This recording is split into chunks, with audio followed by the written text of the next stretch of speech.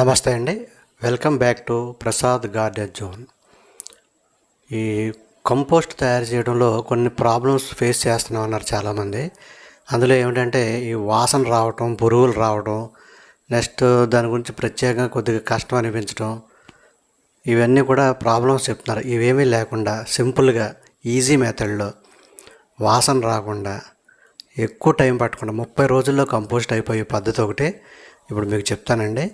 ఇది కొంతమందికి తెలిసి ఉండొచ్చు, తెలియని వాళ్ళ కోసం ఇది చెప్తున్నాను. తెలిసిన వాళ్ళు స్కిప్ చేసుకొని తెలియని వాళ్ళు చూడండి. ఇందులో కొన్ని ఇంపార్టెంట్ పాయింట్స్ కూడా చెప్పడం జరిగింది. కొత్తగా ఎవరైనా ఛానల్కి వచ్చినా లేకపోతే పాత వాళ్ళన్నా సబ్స్క్రైబ్ చేసుకున్న వాళ్ళన్నా సబ్స్క్రైబ్ చేసుకుని బెల్ ఐకాన్ నొక్కండి. ఇక వీడియోలోకి వెళ్ళిపోతే దీంట్లో మామూలు కంపోస్టింగ్ లాగానే ఉంటుంది కంప్లీట్గా. కాకపోతే తొందరగా ఎలాగవుతుంది అనేది మీకు చెప్తాను విపులంగా. ఈ కంపోస్టింగ్లో మనం మామూలు కంపోస్టింగ్లో ఏం వాడతాం? బ్రౌన్స్, గ్రీన్స్ వాడతాం కదా. బ్రౌన్స్ అంటే కార్డ్బోర్డ్ అట్టలు, ఎండుగడ్డి, ఎండుటాకులు, ఈ విధమైనటువంటి, అలాగే కోడిగుడ్డు అట్టలు ఉంటాయి, అవి కూడా బ్రౌన్స్ కిందకి వస్తాయి. అలాగే గ్రీన్స్ అంటే కిచెన్ వేస్ట్, గ్రాస్ క్లిప్పింగ్స్ అంటే పచ్చగడ్డి మొక్కలు, నెక్స్ట్ కలుపు మొక్కలు, ఇలాంటివన్నీ కూడా గ్రీన్స్ కిందకి వస్తాయి. ఈ గ్రీన్స్ని బ్రౌన్స్ని ఉపయోగించి మనం కంపోస్ట్ తయారు చేస్తాం. ఇది కూడా సేమ్ మెథడ్ అదే, దాంట్లో ఏం తేడా లేదు. ఇది కూడా ఏరోబిక్ అంటే గాలి తగిలే విధంగా చేస్తాం అనమాట. ఈ విధంగా ఒక 2 లీటర్లు కానీ 5 లీటర్లు కానీ సీసా, 5 లీటర్లు అయితే ఇంకా మంచిది, నా దగ్గర 2 లీటర్ల సీసా ఉందో తీసుకున్నాను. దీనికి ఇలాగ పైన టాప్ ఓపెన్ చేసి మట్టు దగ్గర ఓపెన్ చేసి దాన్ని మూత కింద అలా ఉంచండి. పైన ఉంచి ఈ సీసా అంతా కూడా కన్నాలు పెట్టండి. ఈ స్క్రూ డ్రైవర్ కాల్చి పెడితే కన్నాలు పడతాయి. మొత్తం అంతా కన్నాలు పెట్టేసి అలాగే కింద మూత ఉంటుంది కదా, మూత కూడా ఒక పెద్ద కన్నం పెట్టండి. ఇప్పుడు ఇందులో గాలి విపరీతంగా బాగా వెళ్తుంది. ఏరోబిక్ కంపోస్టింగ్ అనేది చాలా బాగా జరుగుతుందన్నమాట. దీన్ని ఏం చేస్తామంటే ఒక పెద్ద తొట్టి, అంటే పెద్ద పాదులు కానీ లేదా పెద్ద మొక్కలు కానీ ఉన్న ఒక తొట్టి ఉంటుంది కదా, బాగా వెడల్పోయింది, అందులో పెట్టండి. అందులో మొక్కకు దగ్గరగా కాకుండా కొంచెం దూరంగా పెట్టండి. ఇలా పెట్టడం వల్ల దీంట్లో కంపోస్టింగ్ జరిగేటప్పుడు మొక్కకి ఏ విధమైన హాని ఉండదు. కొంతమంది ఏం చేస్తారంటే ఈ కిచెన్ వేస్ట్ ఎండబెట్టి డైరెక్ట్గా మొక్కల్లో వేసేస్తున్నారు. దానివల్ల పురుగులు, నత్తగుల్లలు అవి ఇవి వచ్చి మొక్కల్ని నాశనం చేసేస్తాయి అన్నమాట. అలా కాకుండా ఈ మెథడ్ మీకు రెండు విధాల కంపోస్టింగ్ జరుగుతుంది ఇందులో.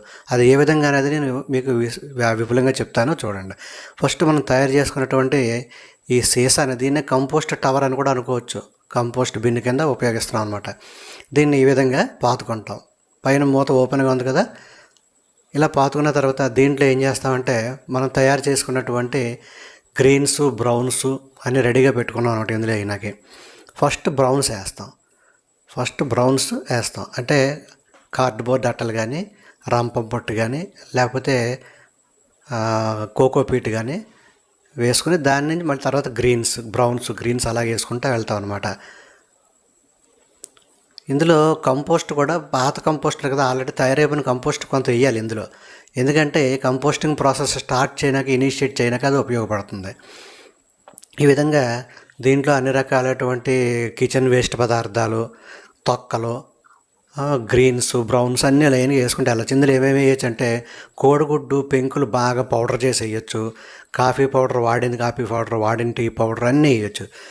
వేయకుండా ఏంటంటే వండిన పదార్థాలు, నీసు మాంసాలు, నెక్స్ట్ పుల్లటి పళ్ళు లోపల పదార్థం ఉంటుంది, నిమ్మ, నారింజ, చింతపండు, ఇవి వేయకూడదు. పుల్లని మజ్జిగ వేయవచ్చు. అలాగే బత్తాయి తొక్కలు వేయచ్చు, ఆరెంజ్, కమలాఫల తొక్కలు కూడా వేయవచ్చు ఇందులో అనమాట. అన్నీ వేసుకోవచ్చు అండి. ఇందులోనే చెప్పినవి అన్నీ కూడా వేసుకోవచ్చు. వేసుకుని దీని ఇలాగ పొరల కింద గ్రీన్స్, బ్రౌన్స్ వేసుకుని పై వరకు వేసుకున్నాక బాగా టాప్లో ఏం చేస్తామంటే మట్టితో దాన్ని పూర్తిగా కప్పేస్తాం. మట్టితో కానీ లేదా కోకోపీట్తో కానీ పూర్తిగా కప్పేస్తాం. ఇలా చేయడం వల్ల ఏంటంటే ఇందులో కొంత మజ్జిగ కూడా వేయచ్చు. మీరు పుల్ల మజ్జిగ 2-3 చెంచాలు కూడా ఇందులో వేసుకోవచ్చు. అది కంపోస్టింగ్ త్వరగా చేస్తుంది అన్నమాట. ఈ విధంగా పూర్తిగా చేసాక పైన మట్టి వేయటం వల్ల ఉపయోగం ఏంటంటే ఈగలు, దోమలు ఇలాంటి దీంట్లోకి వెళ్ళవు, చెడు వాసన పైకి రాదు, ఏ విధమైన కీటకాలు ఇందులోకి వెళ్లకుండా ఉంటాయన్నమాట. అడుగున కంపోస్టింగ్ జరుగుతుంటుంది, పైనుంచి ఏది కూడా అందులోకి వెళ్ళదు. ఈ విధంగా పెట్టేసాక కరెక్ట్గా ఒక 1 వీక్ తర్వాత చూస్తే ఏమవుతుంది చూద్దాం. ఒక 1 వీక్ ఆగుదాం. అలా పెట్టేసి నీళ్ళు వేసేద్దాం ముందు దీంట్లో ఫుల్గా నీళ్ళతో తడిపేస్తే ఏంటంటే లోన కంపోస్టింగ్ ప్రాసెస్ కొంచెం తడి ఉండాలి కాబట్టి నీళ్ళతో తడిపేస్తున్నాం. ఈ ఎక్సెస్ వాటర్ అంతా కూడా కింద ఈ తొట్టిలోకి వెళ్ళిపోతుంది. ఇది మొక్క ఉన్న తొట్టిలోకి వెళ్ళిపోతుంది కాబట్టి ప్రాబ్లం లేదు. నీరు ఎక్కువైనా ప్రాబ్లం లేదన్నమాట. వేసాక పైన మూతని అలా పెట్టేద్దాం. పెట్టేసిన తర్వాత దీన్ని ఒక వారం రోజుల పాటు అలా ఉంచేద్దాం. వారం తర్వాత వచ్చి మళ్ళీ చూద్దాం. అలా పెట్టేసాం కదండి. ఓకే,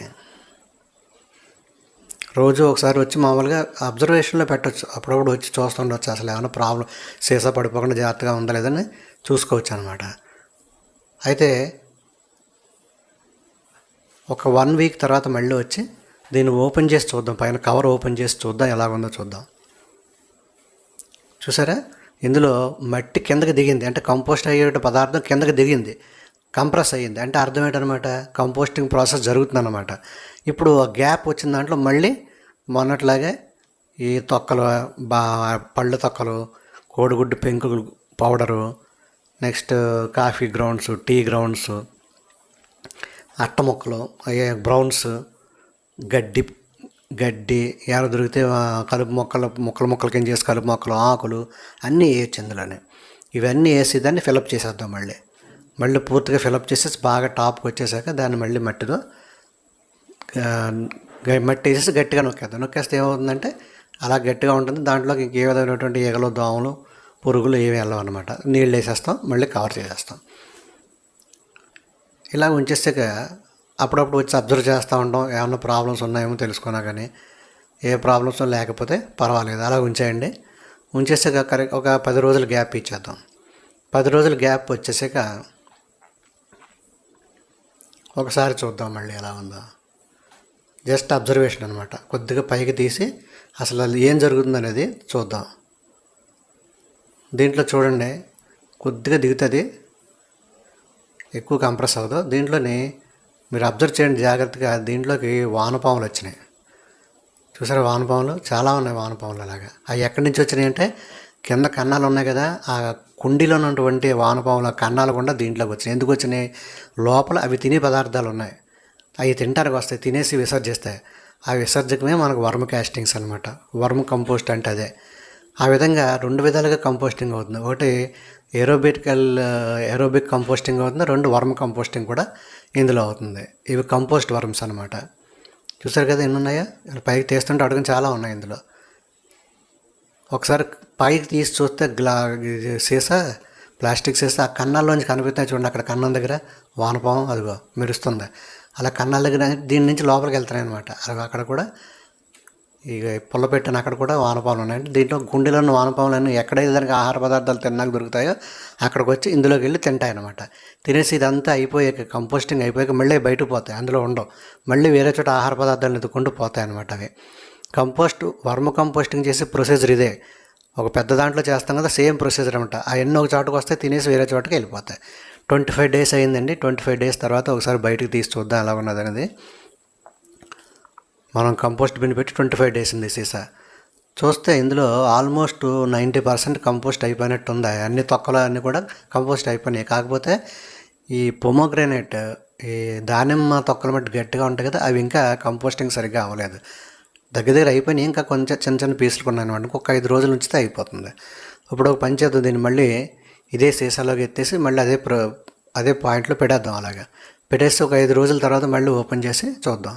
చూసారు వానపాములు ఎలా ఉన్నాయి లోపల. వానపాములు చూడండి ఎన్ని ఉన్నాయో. ఎక్కడ పడితే అక్కడ ఉన్నాయి వానపాములు. ఈ గుడ్డు పెంకులు వాటిని ఏం చేయలేవండి. గుడ్డు పెంకులు గుచ్చుకుంటాయని ఎవరు అడిగారు, ఏం చేయవు దీనికి. నత్తగుళ్ళలకే ఇబ్బంది, వీటికి ఇబ్బంది లేదు. దీన్ని ఏం చేస్తామంటే మళ్ళీ సీసాలో వేసేసి జాగ్రత్తగా మళ్ళీ అదే టబ్లో పెట్టేద్దాం. పెట్టేసి ఒక 5 డేస్ తర్వాత చూద్దాం. కంప్లీట్గా అయిపోతుంది, ఇంకా దగ్గరికి వచ్చేస్తుంది కాబట్టి ఒక 5 డేస్ తర్వాత ఎలా ఉందనేది అబ్జర్వేషన్లో పెట్టి చూద్దాం. ఇప్పుడు చూడండి 30 డేస్ అయింది. ఇప్పుడు 31 డేస్ అయింది కరెక్ట్గా పెట్టికి. ఇప్పుడు తీసి ఒకసారి చూద్దాం లోపల ఎలా ఉన్నదనేది. చూడండి, కంప్లీట్గా కంపోస్ట్ అయిపోయింది. ఎక్కడా కూడా ఏమైనా కనిపిస్తున్నాయి ఏమి లేవు. వర్మ్స్ కూడా ఇందులోంచి వెళ్ళిపోయినాయి.